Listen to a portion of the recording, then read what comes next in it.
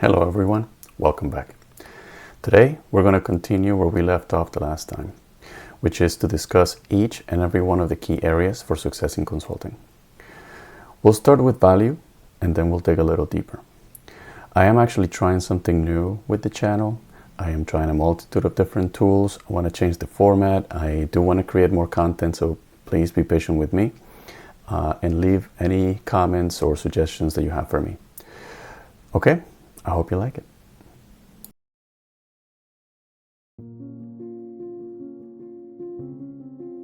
Value proposition. At the heart of every thriving consultant lies a clear understanding of individual value. In consulting parlance, this is often called your value proposition, a simple statement that explains who you help, what problem you solve, what results you deliver, and what makes you different. Your clients and colleagues need to see value in working with you.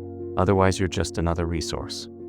To craft your individual value proposition, know your audience. Your statement changes depending on whether you're speaking to a client, a partner, or your project team. For example, a data analytics consultant might describe herself to a client as someone who translates messy datasets into actionable insights that improve profitability. To her team, she might emphasize how she mentors junior analysts and builds templates that reduce everyone's workload. Write down your different audiences and craft a ones and results. Focus on problems and results. The Consulting Success article recommends breaking your proposition into 4 parts: who you serve, the problem you solve, the results you deliver, and your differentiator. For instance, I help retail CFOs reduce inventory costs by using predictive models that improve forecasting, freeing up working capital within 3 months. Notice how concrete the problem and result are. Highlight your differentiator. Your differentiator could be a unique combination of skills, an industry specialization, a reputation for speed, or an ability to translate technical jargon into plain language. Early in your career, your differentiator might be your willingness to learn and work hard. Later, it could be a rare certification or track record of successful transformation projects. Keep refining this as you grow. Value to the team organization. Your value isn't limited to individual contributions. You must also create value for your team and organization. Building a good value proposition on paper isn't enough. You have to deliver on it every day. Seek clarity at the start of every engagement. When joining a new project, ask the engagement manager what success looks like. Are you expected to deliver a specific analysis, coordinate stakeholders, or simply keep the client informed? The more clearly you understand expectations, the more easily you can exceed them. Be a reliability amplifier. Consulting work often involves tight deadlines. Be the person who volunteers to take on a tricky analysis, or stay late to polish a deliverable. Over time, reliability becomes part of your brand and signals value to your colleagues. Solve small problems before they become big. If you notice that meeting minutes are never circulated, take responsibility for organizing them. If teammates struggle with a spreadsheet template, rebuild it so it's easier to update. These small acts create leverage for the whole team. Document and share knowledge. When you learn how to perform a complicated calculation or discover a useful macro, document it and share it. Not only does this help your peers, it reinforces your reputation as someone who adds value beyond your assigned tasks. Differentiators are the qualities that set you apart from others. Beyond a generic value proposition, ask yourself, why should a client choose me over another consultant? Differentiators may include cross-disciplinary expertise. Perhaps you blend financial modeling with user experience design. This unique mix allows you to approach problems from multiple angles. Industry insight. Specializing in a niche industry, e.g. healthcare or renewable energy, enables you to speak your client's language and anticipate challenges. Speed and efficiency. If you consistently deliver high-quality work under tight deadlines, colleagues will remember you as someone who gets things done. Creative problem solving. Innovative thinking, like developing a novel methodology or tool, can become a hallmark of your work. Tangible outcomes. Consultants are judged by results. Tangible outcomes are the measurable impacts of your work. Savings achieved, efficiencies gained, satisfaction improved.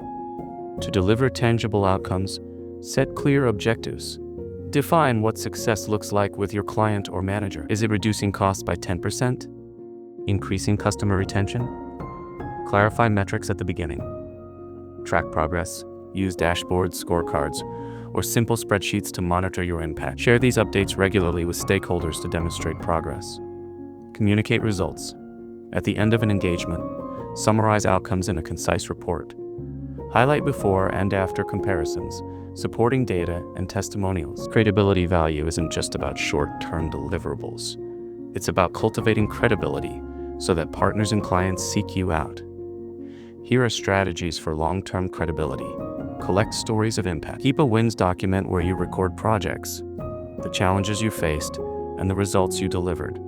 These stories will help you articulate your value in performance reviews or proposals. Ask for feedback. Make it a habit to ask peers and supervisors what you did well and where you could improve.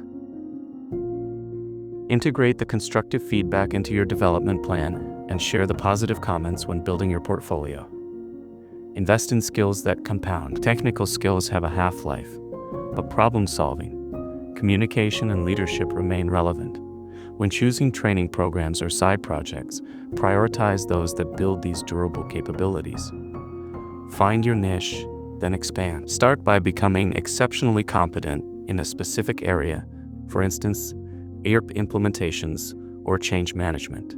As you gain mastery, broaden your scope by learning adjacent disciplines. This T-shaped model, deep expertise plus broad awareness, increases your credibility because you can connect the dots between disparate problems.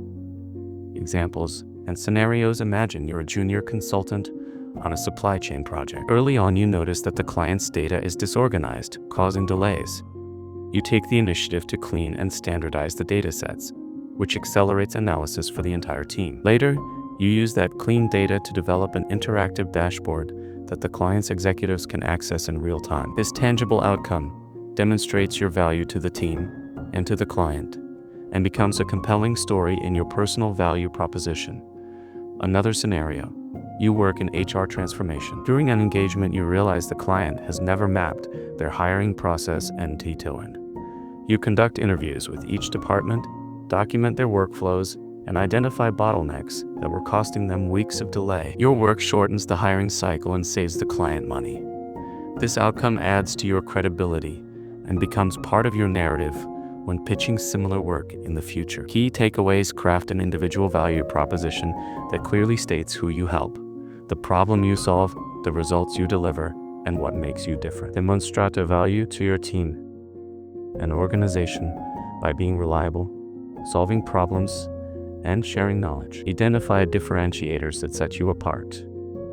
Deliver tangible outcomes through clear objectives and tracking, and build credibility through impactful stories, feedback, and continuous learning. Okay, so to recap, when you put it all together, you will realize that this will make you very valuable and desirable, which is that sweet spot that you really want to be in. Now, let's start going through each and every one of the things we just learned.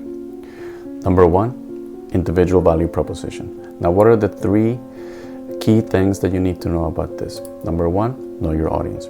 If you don't know who you're talking to, if you don't know what their problems are, if you don't know what the current situation is, you won't be able to add value to them. Now, focus on the problem and the results. Don't focus on things that don't matter, that are not important, are not priority. Prioritize what the problem statement is and how you can use your expertise to bring solutions. And third, highlight your differentiators. If the client, if your peers, if your company cannot differentiate you from others, if they don't know what you bring to the table, you will not be able to bring value. Next, what's the value to the team or organization? Now, as an individual contributor, you will be able to bring solutions and bring your expertise. However, you are not going to be successful if you cannot work with other teams, other groups, your client teams, etc. So the second important thing that you need to know about value is that you need to bring value to your team as well. Now, there are 4 key things here that we need to go over. Number one, you need to seek clarity, which is, are you clear on the problem statement? Are you clear on what the client needs? Are you clear on what your team needs? If you're not, go ahead and seek clarity. Number 2, reliability amplifier. What does that mean? That means the team needs to rely on you, and you need to bring the best out of your teammates. If you cannot work with others and bring the reliability to the team, then there's always going to be a weak link, and every team is only as strong as its weakest link.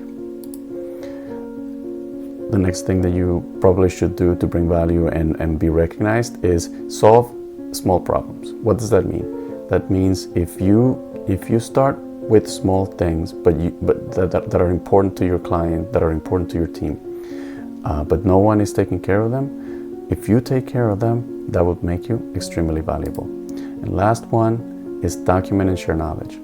A lot of people have a lot of expertise and work in teams and solve a lot of problems in many great ways. However, all of that knowledge is lost unless it gets documented. So what you want to be is that person who is always documenting things, or at least documents them for a while, so that you can pass that knowledge on to other resources that are less experienced, or you can bring that along to other engagements. Next, we're going to talk about differentiators. Now, what's important about this area? A second ago, we said you need to highlight your differentiators, but we didn't dig into that. Now, let's dig into it. There are 4 key things that you must know about differentiators. Number 1, you can't just be a one-trick pony. You have to know different things across different expertise, different areas of expertise, different industry sectors, or even technical skills. If you only know one thing, but you're not good at many different things, you're not going to be as valuable. The second thing you want to know is industry insights. Now, if you know about a specific technical tool, or you're good with computers or something like that, but you are unable to understand the client's requirements because you are not familiar with their sector, with their industry, then you're not going to be as valuable. Knowing the industry that you're in will make a huge difference in you being recognized. Next is speed and efficiency. Nowadays, in the age of AI, everyone's getting used to things being delivered really fast. If you're unable to get something done quickly because you don't have the skill set, you don't have the expertise, you are not good at it or something like that, you're not going to be as valuable. So put a lot of emphasis on that. Last, creative problem solving. If you are unable to solve problems in a creative way that brings value, that brings savings, that makes the life of your client easier, better, then you're not going to be as valuable as you want to be. Next, let's talk about the tangible outcomes. Something else that's going to make you valuable and will be a great differentiator for you is if your outcomes are actually tangible and valuable to the client or whoever needs them, whether it's your team, your company, or others. Now, what do you want to know? What do you want to know or do about this? Number 1, you have to set clear objectives. If you want to create tangible outcomes, you have to make sure that those objectives are clear, concise, and well understood. The second thing you want to do is you want to track progress. So you want to put a timeline to those objectives, and you want to make sure that you complete them within a reasonable amount of time.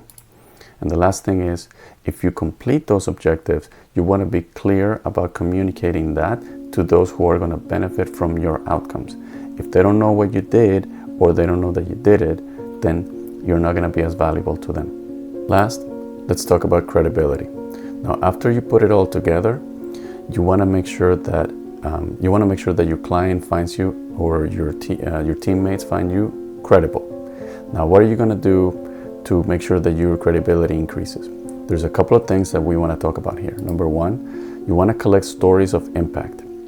If you do something for someone and then you go somewhere else and you do something for someone, that someone is only going to know what you do for them.